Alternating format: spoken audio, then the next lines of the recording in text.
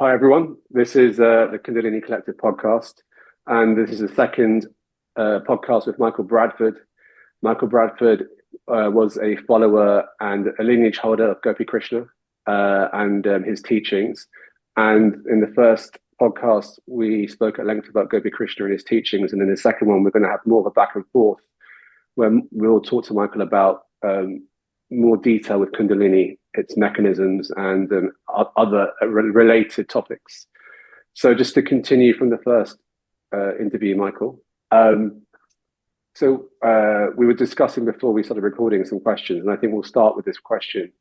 What is Kundalini trying to do in the body? What is its mechanism? So let's start with that. Okay. It's important to consider that Kundalini is trying to advance our individual evolution, which is, as I said in the first discussion, was about bringing in this new faculty of perception. Now, the mechanism is not simple, and I'll do my best to explain it in a very quick and simple way. Pranic energy is absorbed into the body through the air, through the lungs, and Gopi Krishna felt that it was intimately connected with oxygen in some way. Now, this pranic energy is distributed throughout the body into all the different cells of the body. And he said that the nerves of the body collect this essence, this pranic essence, and they bring it to two different places in the body. The first one is to the brain through a limited set of nerves, because the brain needs this energy in order to function at all. It's essential for brain function that it has a supply of this energy. The other place that this energy is brought to and stored in is the reproductive organs in both men and women. And this is critically important to understand, because when Kundalini awakens, it's actually something that's going on in the brain. And when the center in the brain opens up, when it starts to function, it needs energy. It's like if you took a 100-watt light bulb out of a socket and put in a 500-watt light bulb, you have to draw far more current. Now, the only place it can get this energy is from the reproductive system. And so it will put a huge drain in, if there is a major opening in the brain, it will put a huge drain on the reproductive system. And this will go on for a period of time until the body can adjust itself to producing the energy directly through more nerves rather than from the reproductive system. But the important things to understand about this process is that the quality of the prana going to the brain is absolutely essential. And when, say, initiates in India would go to a guru and say, I wish to, become enlightened, the guru would first of all purify their body. You should eat this, you should avoid eating that. And they would purify their mind, by seeing what their thoughts were. So it's extremely important for someone who is having especially a difficult Kundalini process to purify the prana in their body. And this means basically living as healthy a lifestyle as possible. And depending on the severity of the awakening and other factors, it can be even absolutely essential, I should say, to a healthy awakening. So that's the basic Kundalini mechanism. And I could go into all sorts of details about other aspects of it, but I'll leave it at that for now. But it's good to think about, if you're having difficulties or problems, how can I purify the prana in my body? By eating healthy foods, getting lots of moderate exercise, adequate sleep, reduce stress. And, I have to admit that some of these things are not easy to do, but you should work towards them as much as possible. So this is an interesting topic, because a lot of people that we come across have had awakenings, and they are living a, say, typical Western lifestyle. So they will eat meat, they'll be drinking alcohol, they might be taking what we call drugs or substances. Maybe they've taken a kind of hallucinogen, and that's awakened something in them, whether it's Kundalini or not, and they're coming to us with symptoms that look like Kundalini. And what we've noticed is that for some people, the advice that has been given, and we can look at someone like Bonnie Greenwell when she was alive, she would say, if you are experiencing really severe symptoms, having some meat or having something that grounds you is okay. So then the question is that we understand that the clean living is an optimal lifestyle on some level, but is it a balanced lifestyle for somebody who's living who's not trying to go and live in an ashram or living an ascetic lifestyle? Somebody who wants to go back in the real world to interact with real people. How can they create that balance? Because it feels like there is a morality on some level with Kundalini lifestyle, and does that morality work in the present day? That's kind of what I'm interested in. Yeah, it's a huge challenge, and I constantly am getting inquiries from people who are in this very position. I had an email the other day from a woman who was having tremendous difficulties, and I wrote back and I said, you should do this and that, and she said, I can't. She said, I don't have the funds to eat really good, high quality food. I have to work. I can't not work. So it's really difficult, but the person should strive to do the best they can under the circumstances, like, to just eliminate those things from your diet that you can eliminate that are causing, the prana to be toxic. And, unfortunately, our society does not support Kundalini awakening. And this is a huge, huge problem, that it doesn't. So I would say to people, do whatever you can under the circumstances, but constantly strive to arrange your lifestyle in the best way possible, so that Kundalini can do its work. Because what it's trying to do, it's trying to make changes in the body. And if we fight it by taking all sorts of substances into our body that are not good for it, then we're just creating more problems. And so it's as much as possible, a person should make those changes if they can. That sounds good, common sense in lots of ways. Talk about the toxicity in prana. You talk about the physical toxicity of an unhealthy diet and so forth. I like to ask about toxicity in the sense of more the mental processes. So, for instance, if our society, we're conditioned to think in lots of different ways that might not actually be in harmony with who we truly are. So, if someone, say, for instance, identifies themselves with their job in an unhealthy way, is that producing? Are these mental systems producing toxicity in the prana? Absolutely, particularly stress. There are two things really. One is stress, and one is a mental attitude which is constantly in conflict. Like if you're working with people, you're constantly fighting with them. They're trying to get the better of you. You're trying to get the head of them. Those are the worst things, I think. But particularly the stress, that is really a killer of a healthy Kundalini awakening. And it's really important to minimize stress if you can. I mean, and again, I have to emphasize that, say you got somebody who has a family to feed, they're a single parent, they have to work. This is the only job they've been able to get. I mean, it can be truly distressing to be in a situation like that. But for those people who can reduce stress and get adequate sleep, then absolutely. Gopi Krishna always was very, very quick to emphasize how important it is to maintain an attitude of, if you can, detachment towards the world, and to always try to keep in mind that what goes on in our physical life is really, in terms of our personal evolution, is secondary to what goes on in our spiritual life.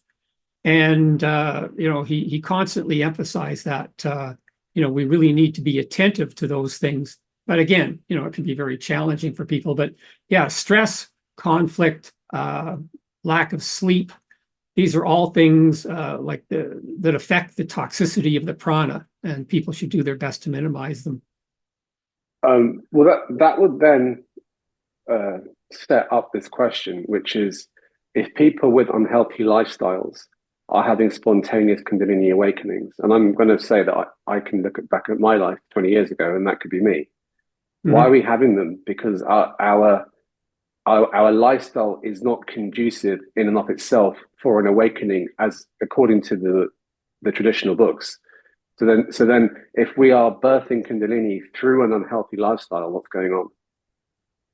Well, if you're asking me why a person who has an unhealthy lifestyle has a Kundalini awakening, here's the thing to consider. If you think back to what life was like, say, 2, 3, 4, 500 years and before that, most people were doing physical work. They were tradespeople, they were laborers. That was the kind of work that everybody did. There was no mental stress compared to what people have today. Today, just about everybody, the vast majority of people anyway, they're doing concentrated mental work. They're sitting in an office in front of a computer. They're focusing on what they're doing. At the end of the day, they go home and they focus on TV. This is an unhealthy form of meditation. Meditation should be on a spiritual object.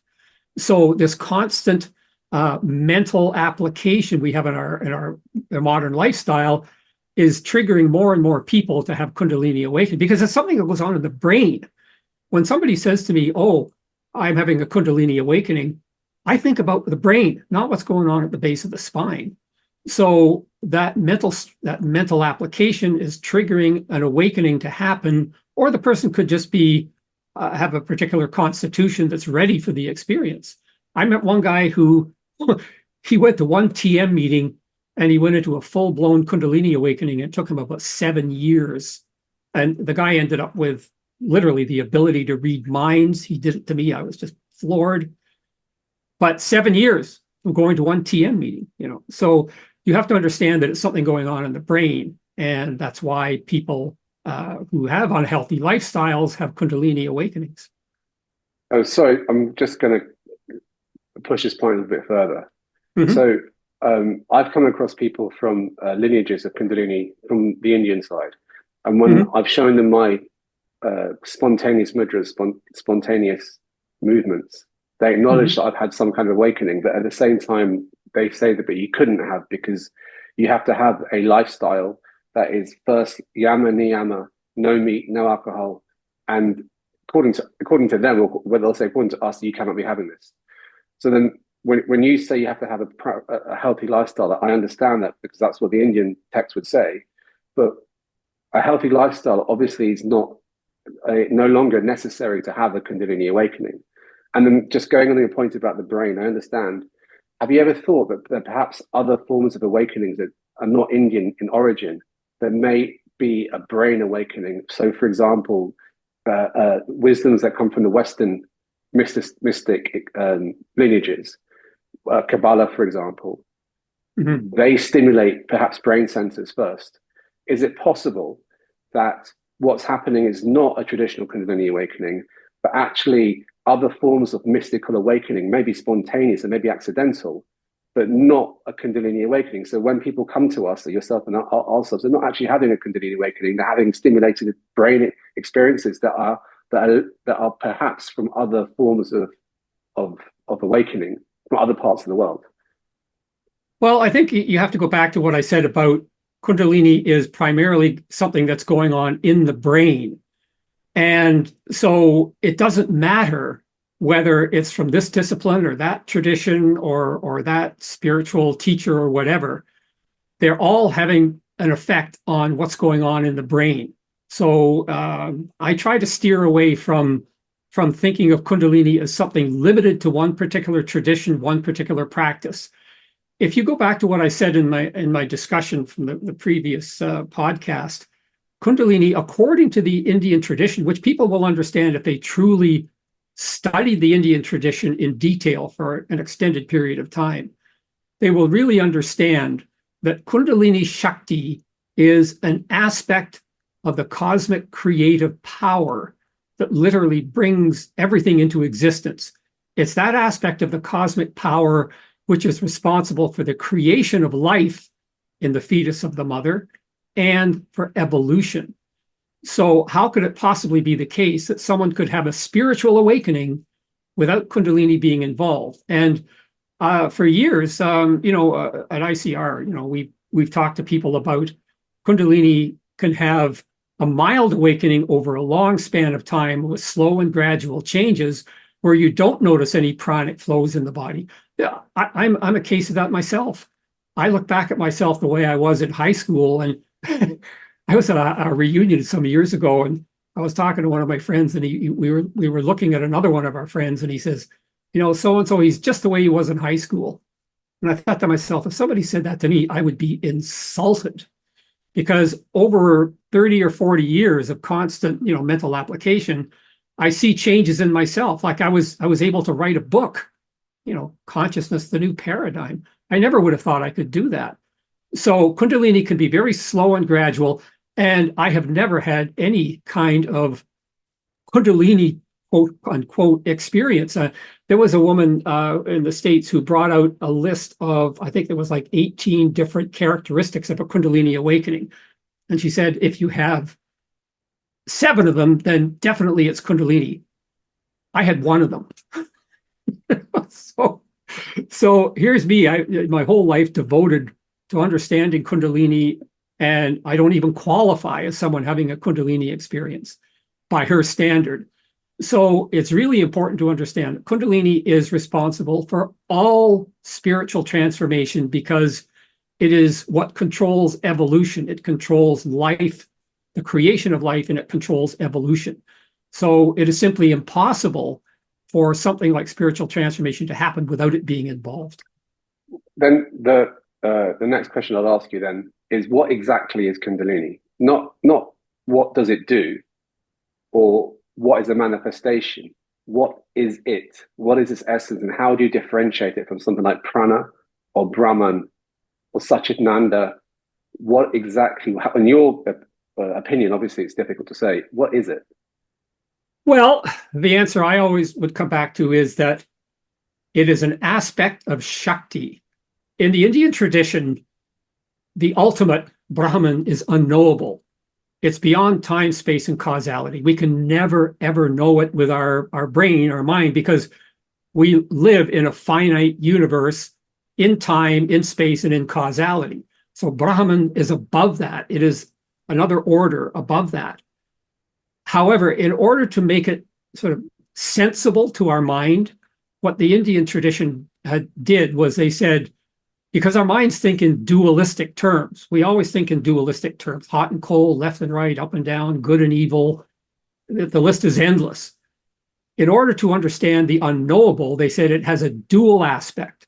One is a static, to put it in scientific terms, one is a static aspect, which is pure infinite consciousness.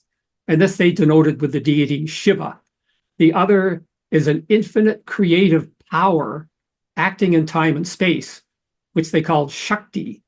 So they are one. Arthur Avalon said it's like a power and a power holder. They can never be separated. So Shakti is the creative power that brings the creation into existence.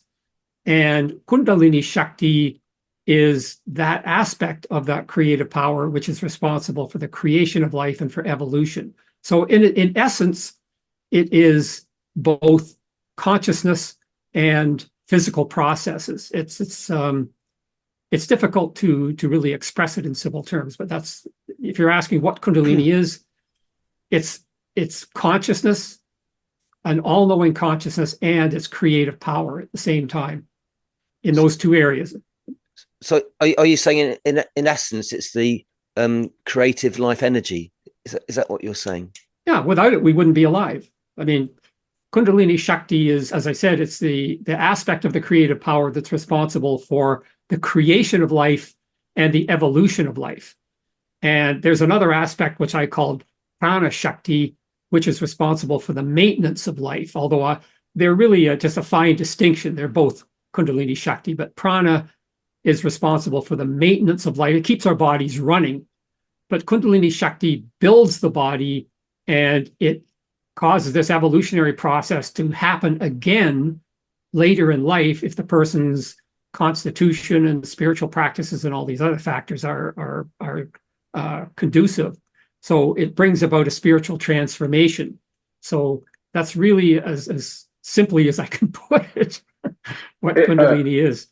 If it were, I'm just trying to give an analogy. So let's say we were living in a computer system or a virtual system. Is Kundalini like an algorithm for evolution? Is it a specific program that controls the evolutionary nature of, let's say, the software system. And speaking from about 35 to 40 years of personal experience, Kundalini is the programmer. It's the programmer. That's what I did for 40 years. I still do a little bit today. So it's the programmer. It's the one that is saying, I have a goal that I want to have happen in this computer program. This is how I'm going to do it. And I always like to draw the analogy of a video game. Video games are computer code, which is mathematics. So the programmer writes code to achieve a certain thing. They may achieve like a fight scene or something in a video game. So they'll program the behavior of the characters.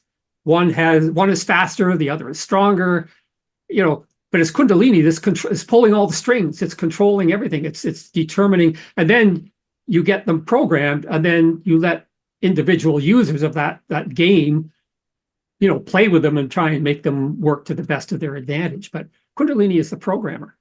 So sorry to press the point again, but if it's the programmer, you're not saying it's a deity. It's not God, because that I think from a religious perspective, a priest or someone from a religion would say a programmer of this universe would be God. But I don't think that's what you're saying, are you? No, it's not as simple as that. Again, you have to go back to how creation happens in the Indian spiritual tradition, according to the Indian spiritual tradition. And it was laid out so succinctly by Arthur Avalon in The Serpent Power, that you have this process whereby this spark of consciousness within each and every one of us projects, like a movie projector throwing an image on a screen. It projects first our mind, then our senses, then the actual physical matter that we experience with our senses. So it is at the same time both the observer and the observed. Gopi Krishna was very clear about this in his mystical experiences. He said it is the observer and the observed both. The way I like to try and understand it, and I think this is a really great analogy, from the point of view of normal consciousness, we create a world every night when we dream. It can have its own laws, its own rules, its own way of functioning, totally different from what we experience during our waking state. But it's a creation of our mind. It's a fabrication of our mind. This physical creation, this universe of hundreds of billions of galaxies and whatever, it's like a dream of this super consciousness. It's a fabrication of the super consciousness where it creates the dream and then it lives the dream within each and every one of the 7 billion consciousnesses. I don't think that's actually a word on Earth, and probably untold other life forms throughout the universe. So it's the dreamer and the dreamed, the experiencer and the experience. It's all those at once. So it goes a little bit beyond what you think of as a computer game. So to follow that analogy, are we possibly on one level, we are the programmer ourselves? Each individual person is themselves the individual kind of separate person living in duality, but there's an aspect of them that can be part of that programmer. Well, we are the programmer to a certain extent. The way that the spark of consciousness is described in the Indian tradition, it is called the observer. It's the observer which suffers and enjoys embodied life. Now, we have, like in my studies in the Vedic tradition, I have come to the conclusion, and my teacher and his teacher did as well, that most of what happens to us in embodied life is predetermined. It's something that we choose before we come into this each and every existence. The purpose of this is to learn. We choose certain lessons we have to learn in a particular life. We choose the parents, the friends, the spouse, or whatever that we will have in that life to learn those lessons. So we, to some degree, have the ability to respond to those things that we have chosen to learn in this lifetime. And we can choose, for instance, if some setback happens, we can choose to get angry and to blame other people and, to take an attitude which is really not productive. Or we can say, well, I'm going to do better next time. I'm going to figure out what went wrong. I'm going to modify my behavior to make my life better. Maybe this particular path didn't work. I'll have to try another path. And so we have, in the sense of being a programmer, we have the ability to control how we respond to the experiences that are presented to us as a consequence of our karma. This is an interesting existential and philosophical space that I think it's bringing out some interesting points. So just to recap, you're saying that Kundalini could be seen as the programmer. If we are in an analogous computer system, Kundalini is the programmer, and we as individuals possibly come in here understanding we incarnate in this reality. We have a predetermined challenge, and Kundalini is almost is it the collective of all of us on some level? Is it the collective overall programmer where we on some level over a period of time, let's say millions of years, will ultimately reconnect with that program itself? Are we moving towards an evolution towards a collective awakening? Is there some kind of process that the Kundalini is giving all of us that will allow us to one day reconnect with that energy or that program? I guess. I don't know if that makes any sense. Yeah. Sorry. Absolutely. I mean, Kundalini is the controlling force behind evolution. And what that evolution, as I talked about in the previous podcast, it's trying to bring about this new faculty of perception. It's like we have our intellect, which is a faculty of perception. It allows us to analyze the physical creation. Kundalini is trying to awaken this new faculty of perception, which allows us to directly perceive this higher order of reality, which is the consciousness behind the physical universe. And by directly perceive, I mean that it's an immediate, like there's no physicality involved. It's a direct perception of this consciousness. So that is what Kundalini is trying to do. And Gopi Krishna was very clear. He said, eventually, the entire species will be born into this state of consciousness. It will be a faculty that everyone possesses, like humanity in general. We all possess an intellect, the ability to function in the physical world. In maybe 100 or 1,000 or 10,000 years, who knows, the whole species will be born with this ability to perceive this higher order of reality. I was just going to connect this with the question around. It seems, I mean, this could be because of better communication through the internet, but it does seem that more and more people are having spontaneous awakenings. In what terms do you see that? Do you see that as in the evolutionary terms? How do you perceive it?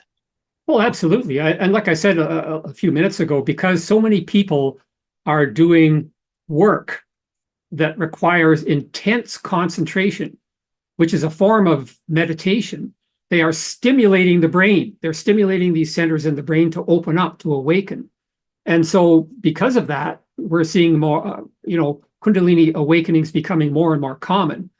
So that is really why that is happening. But unfortunately, because the overall lifestyle of our civilization as a whole is so unhealthy, I think the majority of people who have Kundalini awakenings have difficulties or problems either of a minor sort or a major sort, or even like this totally incapacitate them. So this is why it is happening, is this whole thing of constant. And in fact, Gopi Krishna made it very clear, someone who is having a Kundalini experience with difficulties, they should stop meditating.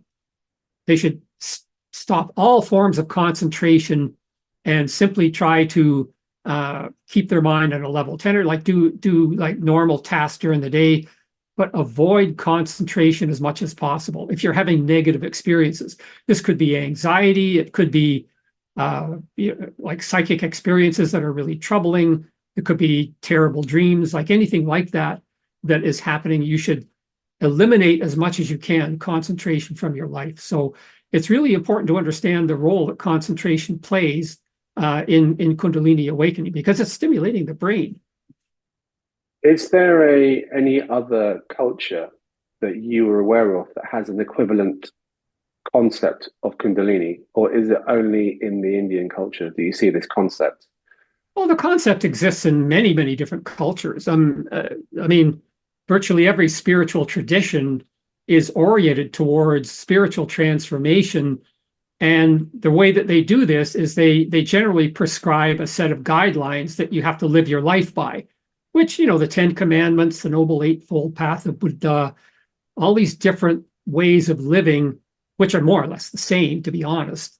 Being truthful, being kind, taking responsibility for your life, all these things. So these are all oriented towards a healthy lifestyle, which will awaken Kundalini. They may not know about it overtly. There are traditions which do know about it overtly, like, for instance, the ancient Egyptian tradition. They knew about Kundalini. You just look at the symbols with Isis and Osiris, and in one of his books, Gopi Krishna compared the symbols in the Egyptian tradition to those in the Indian tradition. But he said that they primarily had disciplines for awakening Kundalini to develop psychic powers. That's really what they were after, was psychic powers. And so it is known in many traditions, but it may be known a little bit, it may be known a lot. But in India, you have to consider that from the beginning, at least the beginning of the Vedic period, and Gopi Krishna thought maybe even before that, Kundalini was known about in very overt, direct terms. And that sort of experimentation on how it worked and whatever went on for thousands of years. He said the period of the Upanishads, which Westerners called Upanishads, it's Upanishads. In the Upanishadic period, which was from about 1000 BC to the start of the Common Era, he said there were in all likelihood hundreds of people who were fully enlightened, hundreds, because the Indian tradition was so focused, so adept at bringing a Kundalini transformation to a successful conclusion. So yes, it is known in every tradition. In Christianity, it's the Holy Ghost. That's Kundalini. In these other traditions, there's just there's some general idea of it at least. But yeah, it is something that, if not overtly known, and in a general sense, the mystic traditions of each religion tend to have that more direct knowledge, like the Sufi tradition in Islam. The Christian mystics, they are the ones who are trying to have an experiential thing happen to awaken Kundalini. So yes, it's in every tradition, but not as highly developed as it is in India. I was going to ask you about the Holy Ghost and about any similarities that you see, but before I do, I guess, then are you saying that in terms of a concept, here you've described Kundalini, you've given an analogy for it. Conceptually, has it evolved culturally through the subcontinent, or are there any other cultures that have developed a similar concept, a programmer, an energy of evolution? Have you seen that particular analogy anywhere else? Well, first of all, you have to remember that the very idea of evolution only came into being in the 1850s. So this is one reason why I say to people, it's very difficult unless you really, really delve deeply into the Indian tradition, which means learning Sanskrit and studying for years. You will never really understand it in the modern sense because they didn't have any knowledge of evolution. They didn't have any knowledge of neuroscience or quantum theory. So your question really, to me, is it's hard to answer because human knowledge has been evolving over thousands of years. And our intellect has become much more highly evolved in the last 1,000 years, like since the beginning of science. So it's a constant evolution going on. And so our understanding of Kundalini, which in the ancient Indian tradition was experiential. They talked about what they experienced in the body. They talked about methods to awaken it, methods to manage it, like all the yogic practices to help deal with the Kundalini awakening.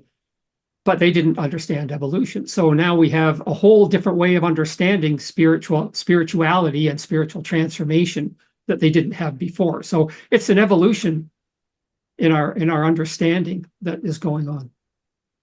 All right, thank you for that. There are a few other questions we have, so I'm going to change tack. for a second and talk about something you mentioned in the first podcast we did, which was the pranic spectrum. So just to give just a recap, I think what you said was that Western science, for it to fully understand Kundalini and its implications, there are two things it would need to incorporate. One is the idea that consciousness is fundamental, more fundamental than the material. And the second thing was something along the lines of what you called a pranic spectrum. And you did speak for a few minutes about that.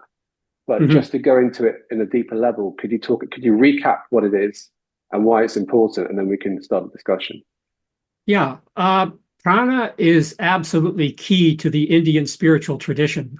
The actual Sanskrit term has a dual connotation of breath and life. And if you recall what I said near the beginning of this podcast about we absorb prana from the atmosphere through breathing, but it is the energy of life in a way. Now, what Gopi Krishna said was every species of plant, animal, insect, you name it, has a particular pranic spectrum. This spectrum is a storehouse of knowledge. It's the knowledge of the form of the body, the shape, the construction, it's instinct. This is where instinct comes from.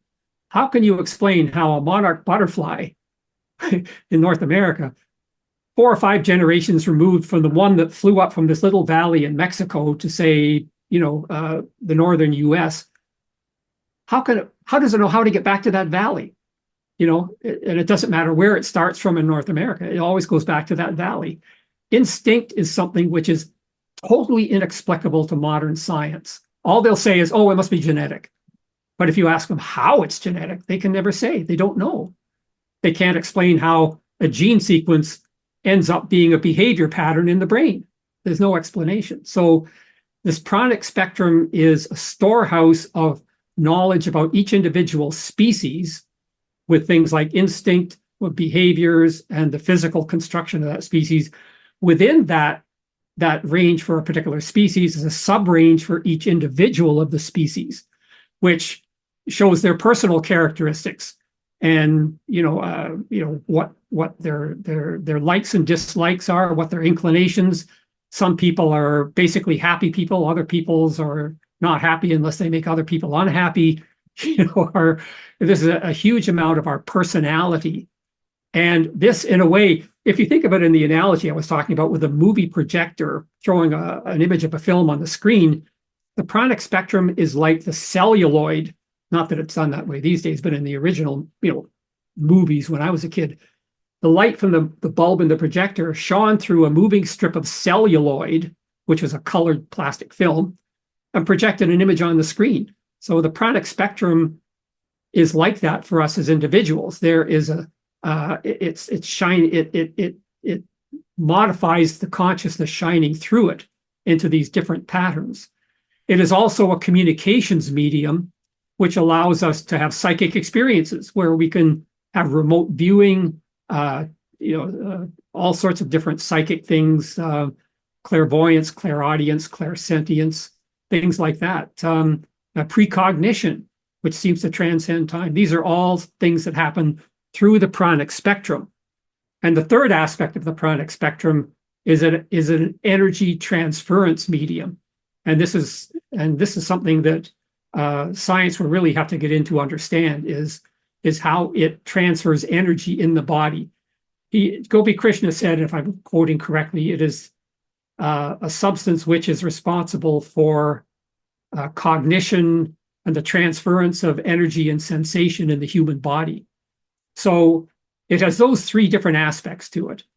An information storage medium, which works parallel to the genetic code, a communications medium, and an energy transference medium. So that's about as simply as I can put it. Does it exist outside our dimension? So by that I mean, we have an observational spectrum we can see and hear. And outside that, we have light, infrared, gamma rays, etc., X-rays. I guess your suggestion will be that prana, what you're describing, exists outside of all of that. So, well, it's an extremely subtle substance, which has a very fine physical component, and this is something that unfortunately science has not been able to detect so far. It is primarily of the nature of consciousness, but it also has a very subtle material component to it. And Gopi Krishna said to us once that he thought that the real breakthrough in Kundalini research will come when they devise a way to observe prana directly. And, years ago, the Kirlian, there was the psychic discoveries behind the Iron Curtain and all that. There was Kirlian photography, and I thought, oh, this is it. But it was never developed to the point where it was questionable whether it was just observing electromagnetic fields or something else that was more subtle. But it is a very subtle material substance which science has not been able to detect as yet. But it is also, according to Gopi Krishna, it's an aspect of the creative power or Shakti. The consciousness is an aspect of Shakti, and it works through this subtle medium to influence organic life. Does it transcend time? Is prana linked to non-linear experiences of time and space? So, well, I would say so, yeah. Because we have precognition. How can you have a prophetic dream that something's going to happen tomorrow, totally out of the blue, like somebody you've never spoken to for 30 years, and you have a dream about them, and the next day they phone up? Obviously, something is transcending time, or I'm trying to think of other examples, but yeah, I would say it is.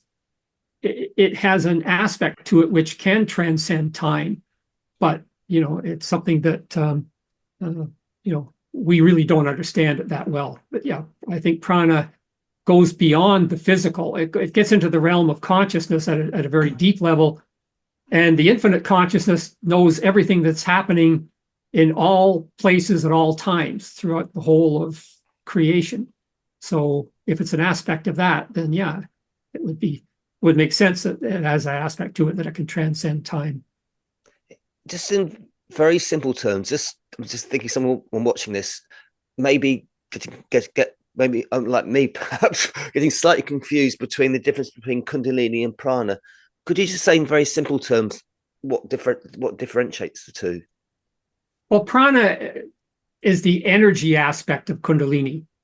It's what, and this is a very confusing subject because prana is used literally in 3 different ways in the Indian tradition. Literally, there's 3 different ways that the term is used. But in a general sense, prana is the energy aspect of Kundalini. It is what the pranic spectrum, the third aspect of the pranic spectrum, I said it's a medium for the transference of energy and sensation in the body. And Kundalini is beyond that. It is the consciousness, the intelligence, the superintelligence which manipulates prana. And so Kundalini in itself, it knows everything that's happening in every one of the cells of your body. Every single one of the 20 to 50 trillion cells in your body. It knows what's going on in every one of them. And when I started to study microbiology, I came to realize this. And I talk about it in Consciousness, the New Paradigm. I gave some examples where science would look at something like the folding of a protein. They have no idea why it does it the way it does. None. But if you look at it from the point of view of consciousness, you can explain it. And so consciousness has this infinite knowledge of every aspect of our body, and not just what goes on inside cells, our digestive system, our immune system, our circulatory system, everything. It's really involved in the operation of all of those things in the body. So it's an overall controlling intelligence, but at the same time, it uses this pranic medium, this pranic spectrum, as a way to accomplish its goals in the body. I hope that explains. Why is it a spectrum? Well, because it has a range of functions. Like if you look at the first aspect of the pranic spectrum I talked about, an information storage medium, it has information about the form and construction of the human body, but it also has information about instinctive behaviors. So it's a whole range of, it's a gross analogy to compare it to light, but it is similar. There's different frequencies of light that have different effects. Infrared light, generates heat. So there's different effects from different frequencies of light. So the pranic spectrum has different functions. And so two of those functions are instinct, this pattern of behaviors associated with a particular species, and the form and assembly instructions, you might call it, for the human body. So that's why it's called a spectrum. And then there's a subspectrum, like I said, for individuals, like a modified form of that has more particular aspects to it, which determine each individual, their basic nature, their instinctive likes and dislikes, things like that. So some of the confusion comes from these words that we use when we combine scientific terms with spiritual terms. So things like energy. The definition of energy in physics is the ability to do work. I don't have much hair left on the top of my head, but I sometimes want to pull what's left of it out when I hear people using terms in a way that is doing nothing but muddying the waters. And it can really be a real problem, this nomenclature. And I'm actually of the personal feeling that we should just invent a whole new nomenclature for things. This is why I called this ultimate consciousness transcendent consciousness, to get it away from connotations of God, to get it away from of other connotations, to give it a whole new term that is free of some of these other connotations. And this can create great confusion. We were talking about Brian Cox a little bit before we began the podcast. And I was watching a program, and let me say right up front, I love Brian Cox. He is wonderful. His way of explaining scientific things is just incredible. But one time he had a program on the Big Bang, the origin of the universe. And he said, according to the Indian tradition, first came the creation, then came the gods. So this supports the scientific understanding of the Big Bang theory. And I just went, what? And what I did was I went back to the Rig Veda, and I found the passage in Sanskrit where this was quoted. And I saw that the term he had used for gods was Deva. Now, Deva generally is translated as the shining ones. I would translate it more as beings of light. Now, if you go to Georg Feuerstein's Dictionary of Yoga, which is pardon the term, my Bible for Sanskrit, he says Deva can be used in two ways. It can be used in the sense of a universal deity like Vishnu or Shakti, but it can also mean minor spiritual beings, which the closest equivalent in our Western culture would be angels.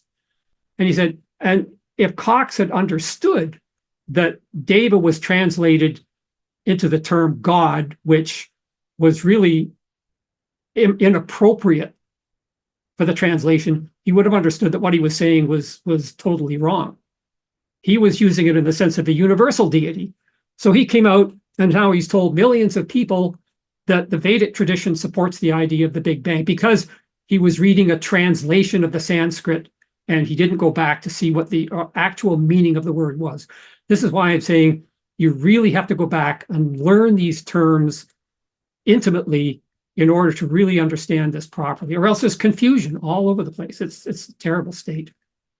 Yes, I think that's probably when you begin to dissect Kundalini and all of its experiences and everything, because we're using the English language to describe it, we're possibly misunderstanding what we're going through, because we're using terms that we don't fully understand to describe something we don't fully understand.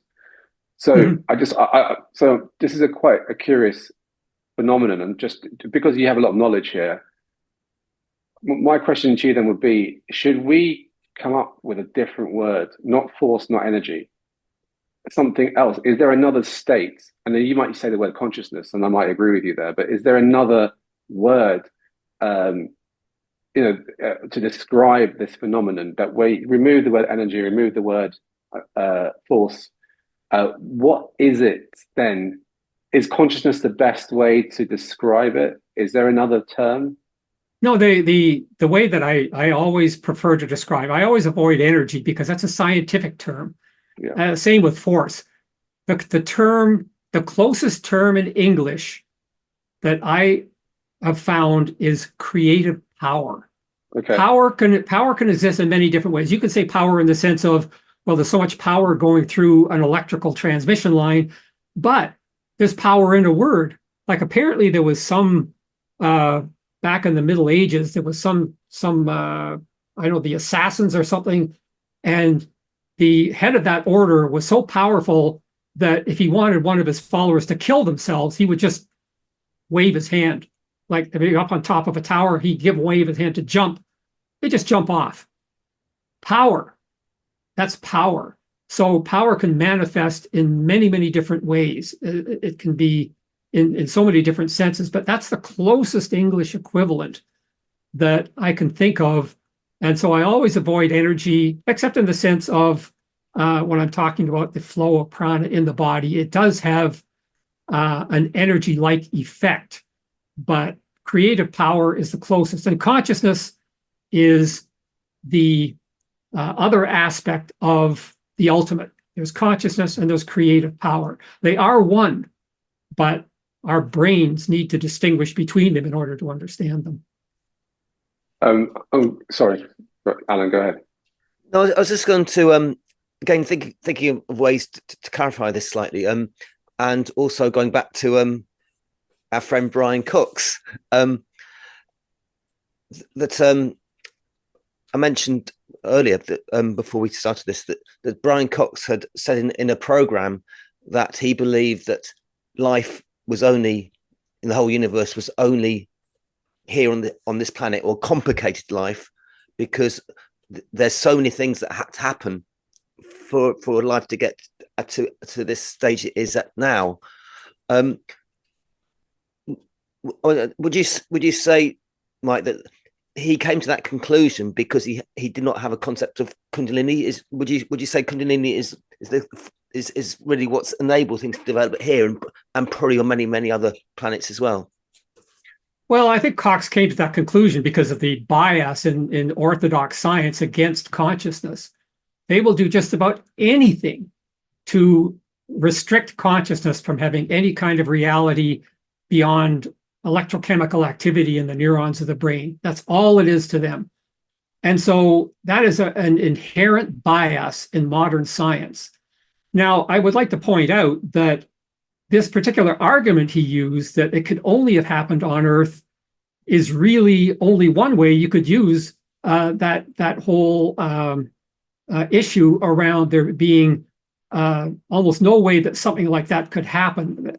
And when I really started to study microbiology and looked at how life works at a very deep level, I could not understand how anyone who could see that could come to the conclusion that life had happened as a consequence of a series of random spontaneous events.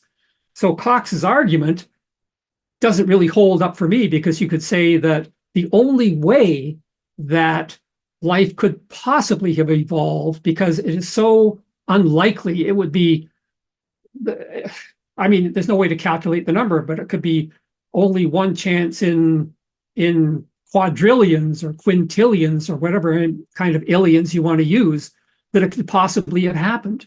And I could see that when I looked at how proteins work, how DNA works in a cell. There's just no way that it could have happened spontaneously by random chance. It's simply impossible. So Cox's argument was really, to me, something that he has twisted according to his own bias, this bias of orthodox science against consciousness.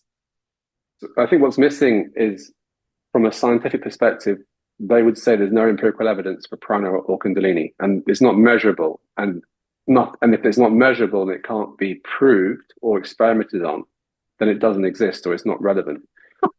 I'm sorry. If you look at the history of science, let's say from the beginning of the 19th century, what have we seen that they had discovered? First of all, there was the electromagnetic spectrum outside of light. Then in the earliest 20th century, we have the space-time continuum of Einstein. Then we have the strong and weak nuclear forces. Then in the last half of the 20th century, we have dark matter and dark energy.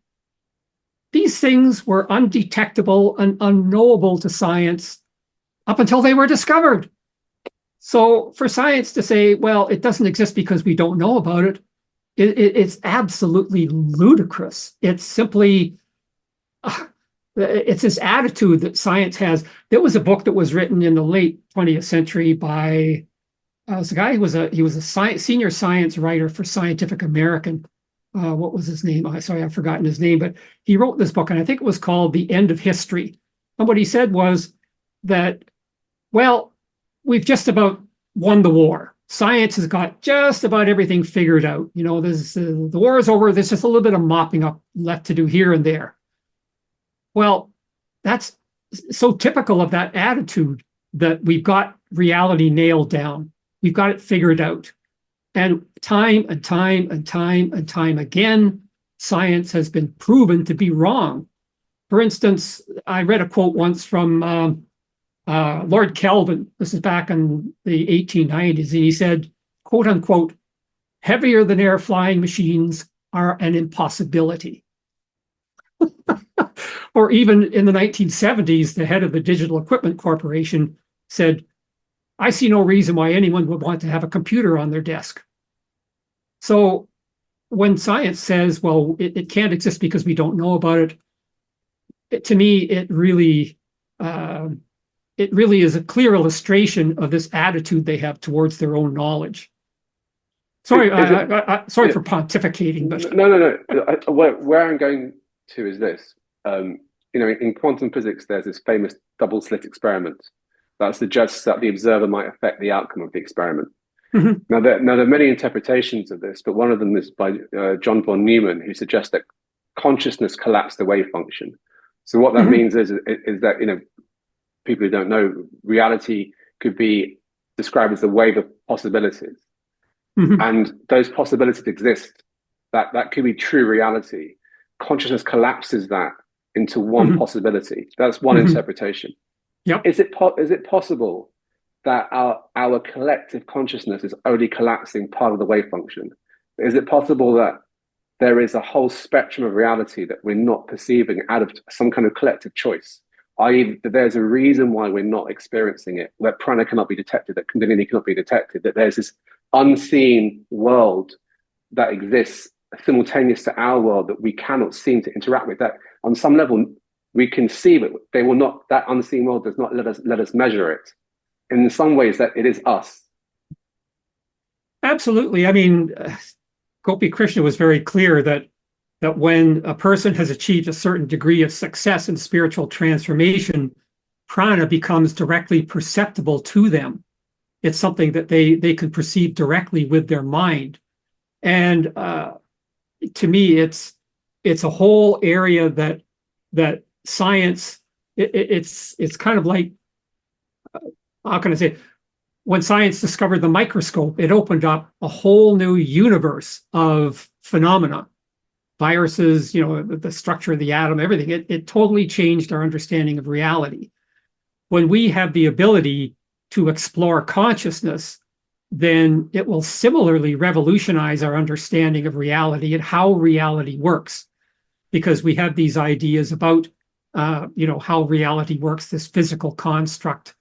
And certainly quantum processes are a real conundrum for science, because the laws that govern quantum processes are radically different from those that govern the macro world. And it's something that when I was writing Consciousness, the New Paradigm, I believe I've discovered some ways in which consciousness directly controls life processes. And science doesn't realize it because their definition of consciousness is incorrect. So yes, the whole there's like a universe, probably many different universes to be discovered. And I use the word universe in the sense of a body of knowledge that is waiting for us, that when we have this new faculty of perception, we will look back on what we know now and go, we knew nothing. And the same way that right now we look back on what science knew in the 1700s, well, they knew nothing. You know, they didn't know anything about lasers. They didn't quantum theory, DNA. we'll look back in 100 or 200 years ago, they knew nothing, and yet they thought they knew everything. It's, consciousness is infinite. Like the creation is infinite. I mean, that makes sense to me, Mike, that in the way that how science over the centuries totally changes, reality changes in science. It's just the current theory. I've got another question, which is, so this all-knowing consciousness, why in your opinion do humans get life so wrong and have created the current crises that we're, obviously environmental disaster, climate change, war? Why do you reckon that happened? What are your thoughts on that? Well, very simply, it is a total lack of understanding, or a near lack of understanding, of spiritual transformation, because according to science, it really doesn't exist. And without those guidelines that have been provided by the various spiritual traditions for how we need to live our life, then it's like open season. You can do anything without any thought of consequences. You can lie, cheat, steal, kill. And yeah, there are human laws, but there's so much we can get away with in human society in terms of, and we see it all the time, powerful people and corporations, they do underhanded things to enhance their wealth and power.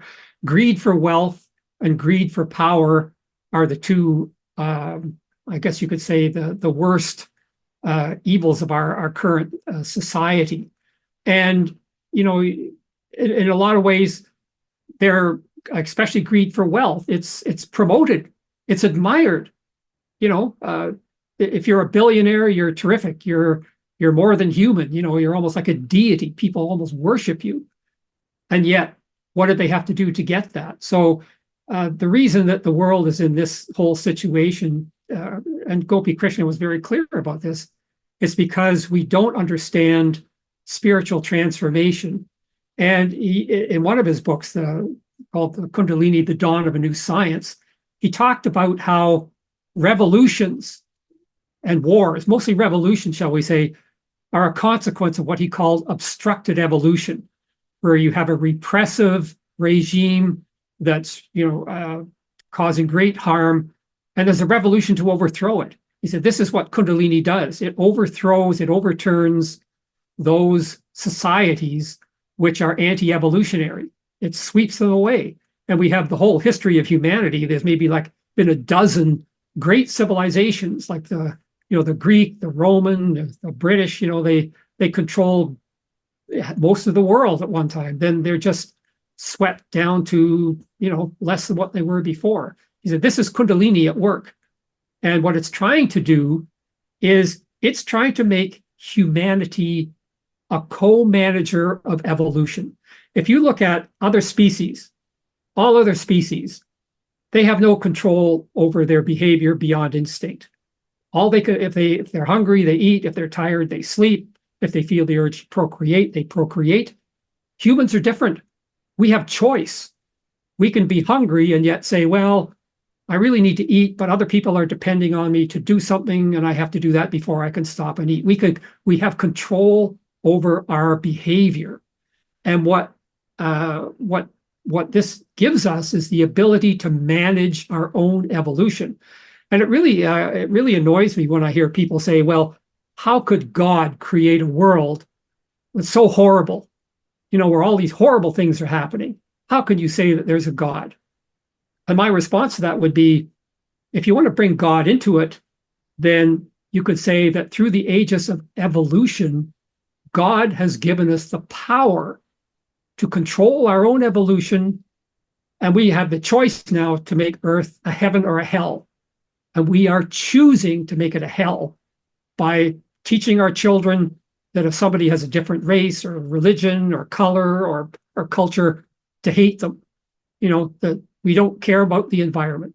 Just create as much garbage as you want. We teach our children these anti-evolutionary behaviors. So So I really have a problem with people who take that attitude that, that they don't understand that we have to manage our own evolution now. If Kundalini is indeed the programmer and life is predestined, then all of the suffering and all of the trauma collectively and historically is planned, developed, and understood by Kundalini. There's no randomness. The environmental problems, all the problems in the world that have meant to have happened, that can be the only answer for a predestined developer. Like it incorporated all of this into it. So wouldn't the simple answer be, well, why is there a climate problem? Because it's meant to be a climate problem. Why is there suffering? Because it's meant to be suffering. And so then the question would be, then what's the purpose of it all? Well, then the answer would be evolution. So we only evolve through our suffering. There's a purpose to pain. There's a purpose to trauma. And if Kundalini has developed this as an evolutionary process, then we're in that process, and we don't have a choice. Ultimately, if everything's predestined, we might have the illusion of choice. But actually, in the Vedas, they talk about the Leela, this divine play, that we're all acting out a divine play. But in truth, we're just acting it out. We're observing stuff, and but we don't actually have any. Truthfully, we don't have any choice in it. We know everything has been divine because everything is one. There is no time and space. I don't think there's anything bad in that, and I think but I think that's probably the honest answer. The Kundalini isn't solving anything for us because it is what it is, and there is a plan, and the plan is being enacted, and we're just following that plan. But there's nothing else to it. I think I'm kind of answering Alan's question rather than you. But I don't think there's any justification to say why is there an environmental problem, because there is. That's the answer. There's meant to be, and we'll get through it. And from that, we'll learn something and we'll evolve. What we'll learn, I don't know, because we haven't got there yet. But I do agree that there's a predestination for all of us. Everything has been ordained. We're just living out some kind of play. But sorry, I had to just say that because any more questions, Alan? Well, no, I mean, I personally agree with that, Samir. But what are your thoughts on what Samir's been saying, Mike? Well, I would see what's happening right now as growing pains. Like, you can have a child that has behaviors that are self-destructive, and you have to teach the child not to indulge in those self-behaviors, through either explicitly or implicitly through your own behavior. So the human species has to learn how to manage its own evolution. And what Gopi Krishna said was, he said, you have no idea what the future will be like once we get through this period of obstructing our own evolution. He said, it is beyond my ability to describe how wonderful it will be. And even in his own case, if you look at what his internal life was like, he lived in this world of light, of beauty, of bliss. He said to us once, he says, I have something that kings never had. Even his dreams at night, he said, they're like being in an Elysium of light and beauty and love. Excuse me. And he said, this will be the heritage of the race as a whole. There will be no wars. There will be no revolutions. We will understand how to manage our own evolution. We will cure most of or all of the intractable diseases that are out there. And this is something that we simply cannot imagine how amazing, how beautiful, how wonderful this will be. So I look at this whole thing of what's going on now in the world as humanity being ignorant of the laws that govern its behavior. And I might have mentioned in the first podcast about what it took for us to understand why we got sick from viruses and bacteria. It took the invention of the microscope. So we could see them actually working and figure out what they were doing. And in so doing, we were able to modify our behavior. So, we have to live in a clean environment. If we have to wash our hands, we have to, behave in a way that we don't allow microbes and bacteria to grow. And that revolutionized our health. We're not totally at the mercy of every disease that comes along. So it's the same with our evolution. We have to understand the laws. And Gopi Krishna was very clear about this. He said, there are laws which govern our evolution that we don't know about. We have to understand those laws And then once we do and we adjust our behavior, we will transform the planet, But in the meantime, we're really making a mess of it. So could you just say a little bit more about those laws that you just mentioned? Could you expand on that slightly? Well, the laws have to do with how our behavior affects our mental state. And this kind of goes back to what we were talking about at the beginning of the podcast, that when our whole reason for being is focused on making money, getting more and more wealth, getting the better of our coworkers so that we get promoted and they don't, strife, competition, stress, these all are something that create toxins in the nervous system, in the prana. And the law of evolution, or the laws of evolution, will be such that in the future, we will have ways to determine, is this particular behavior going to obstruct our evolution, or is it going to enhance our evolution? We'll be able to study that directly. Right now, it's just a matter of opinion. Well, you could be truthful, or you don't have to if you don't want to. There's no way we know what the results are. So it's a matter of understanding how our behavior from the mental sense affects the prana in the body, which affects, our whole life. So those laws are something that when we actually can measure and detect prana, we'll have the possibility of seeing what they are. And it will remove the uncertainty about things, because all the time you hear in the news, well, there's this opinion about this and that opinion about that. Is this a better education system than that one? Is this a better political system than that one? Well, once we were able to understand or to observe what it does to the prana in our bodies to be in a particular type of education system or in a particular type of political system, then we'll be able to see this is obstructing our evolution or this is enhancing our evolution. So it's something that is going to be a major area of study in the future. It's going to be the major area of study in the future once we discover it. Everything else will probably be made secondary to that whole process. So, in your view, got another sort of side question here is, where does love fit into this model?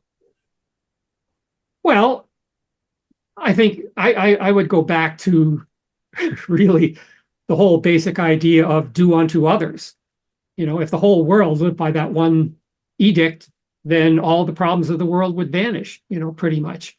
And so we have to love other people.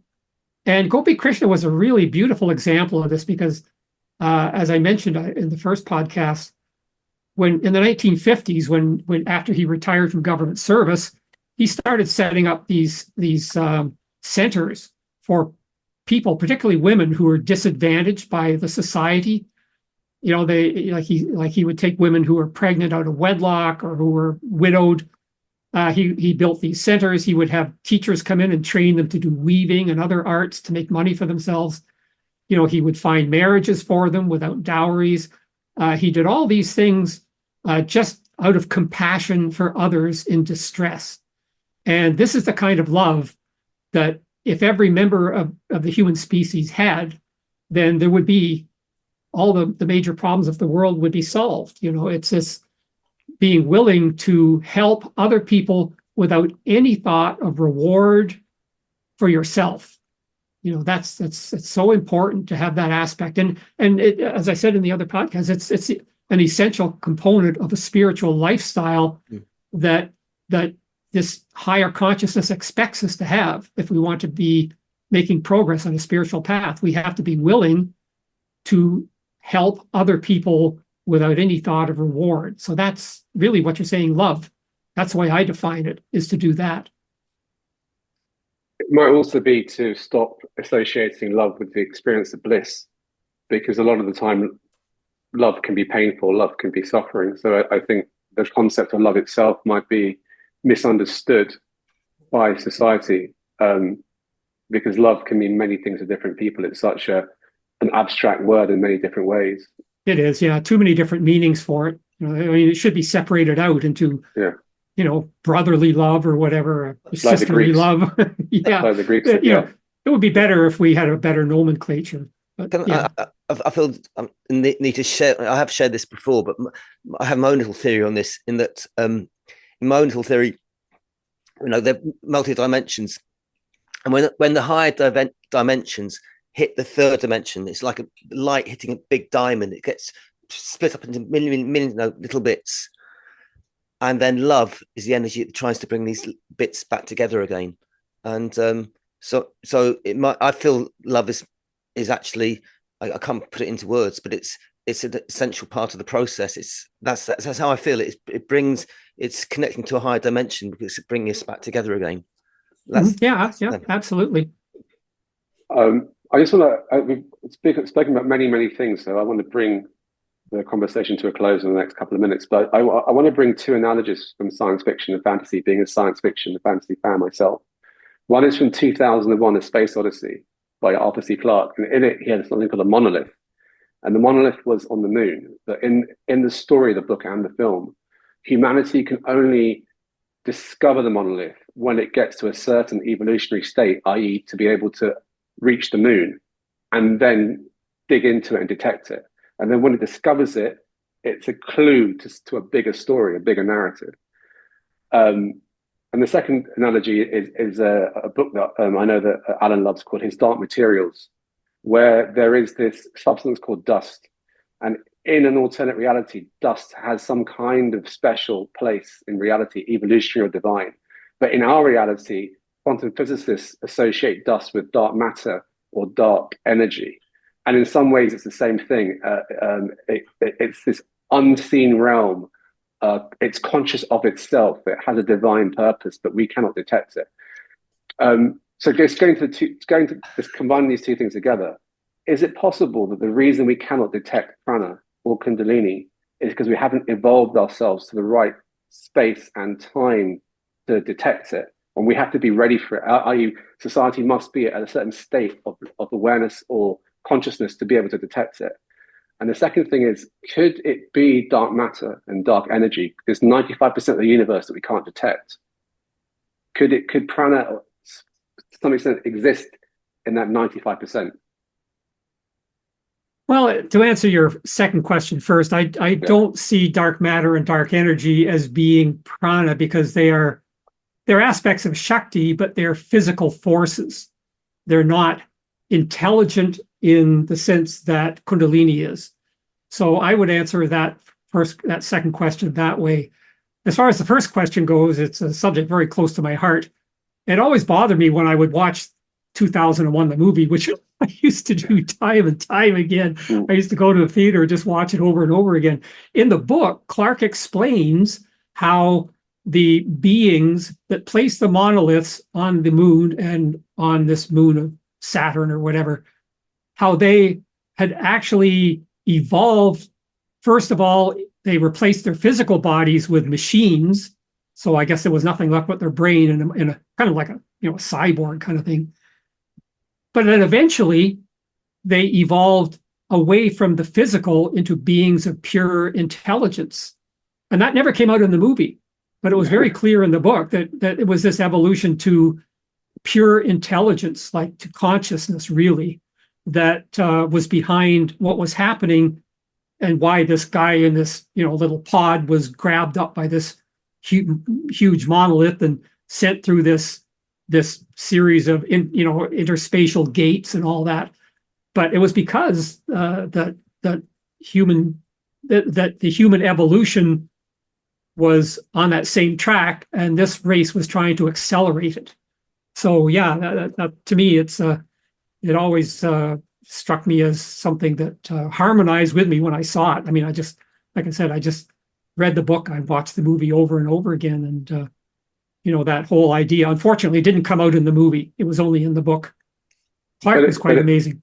But that sequence when is it David Bourne? I can't remember his name. David, this astronaut, he enters into the monolith and he sees himself as a fetus, as an old man. He's entering into a tesseract or a multidimensional portal in space and time, and he's seeing all things together. it resonated with me as a kid, and I didn't know why. It just kept resonating with me, and I was 7, 8 years old watching it. And now I look at it and I think, well, hang on a second, I've had a Kundalini awakening, and it didn't look like that, but in some ways it was that. It was this experience that was multidimensional. And I just wonder whether there is, when more and more people reach that space, let's say critical mass of people reach it, maybe that's the time when people will begin to notice or be able to measure it. Maybe we need a critical mass of people experiencing it, living a life in a certain way, before we can bring it back to reality and discover ways to measure it, which, as you say, is an important step. If we can measure prana, that's game changing.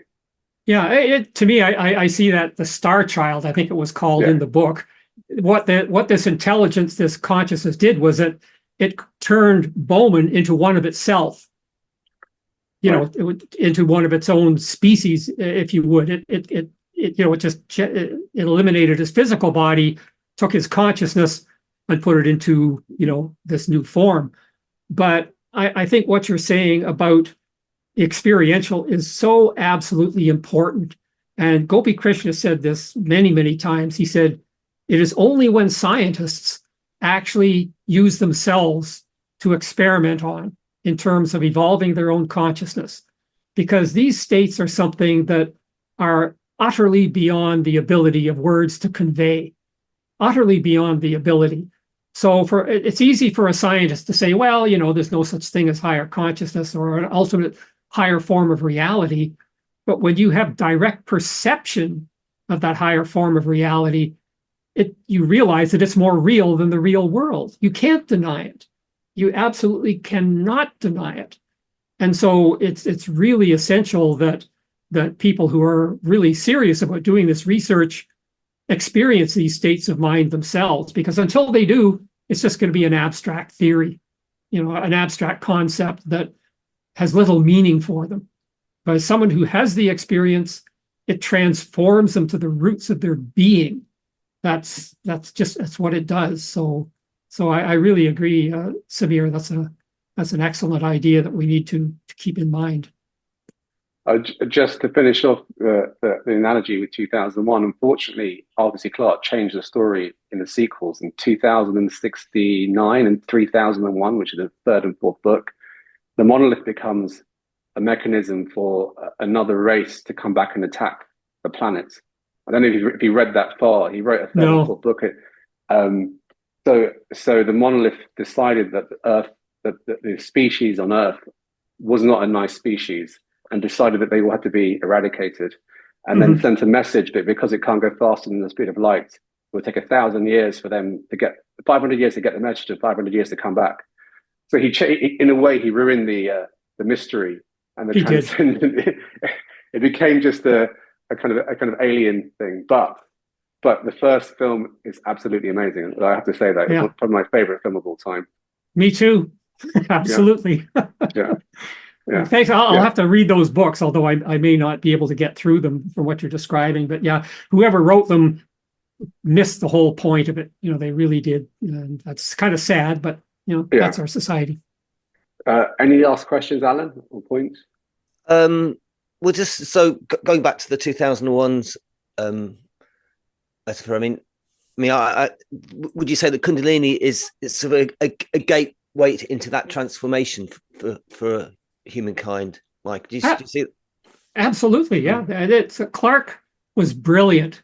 He was an absolutely brilliant man, but he was a hard-nosed scientist, and he knew that there was something beyond, normal human consciousness, but he couldn't really see it in the sense of a spiritual tradition. I mean, back when he was writing those books, the Indian tradition was not so well known, although he lived in Ceylon, so I would have thought that he would have had some exposure to it. Maybe that was an influence on his book.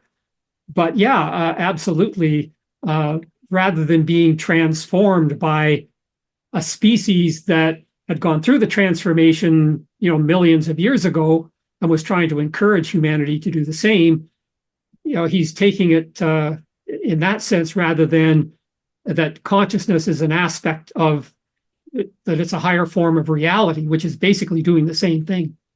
So yeah. I think that's it. I should mention. Don't forget Stanley Kubrick. As the filmmaker in me would say that half the reason why 2001 is a great film is because Stanley Kubrick is one of the greatest directors of all time, and that film is a phenomenal piece of filmmaking. Just the sequences. But anyway, that's we're digressing slightly. I think that this has been a really fascinating conversation, really interesting. So we'd love to have you back. I'm sure we're going to get some questions. It might be great, Michael, if you come back one day we do presentations for maybe a presentation. We do a series of presentations every month, and we can decide with you what you want to present. And there's Q&As with some of the people from the collective. But it's been really interesting. Absolutely, I'd love to. All right, thanks a lot, Great. and we'll stay in touch. Take care. Okay. Yeah, thank you very much. Thank you. Thank you.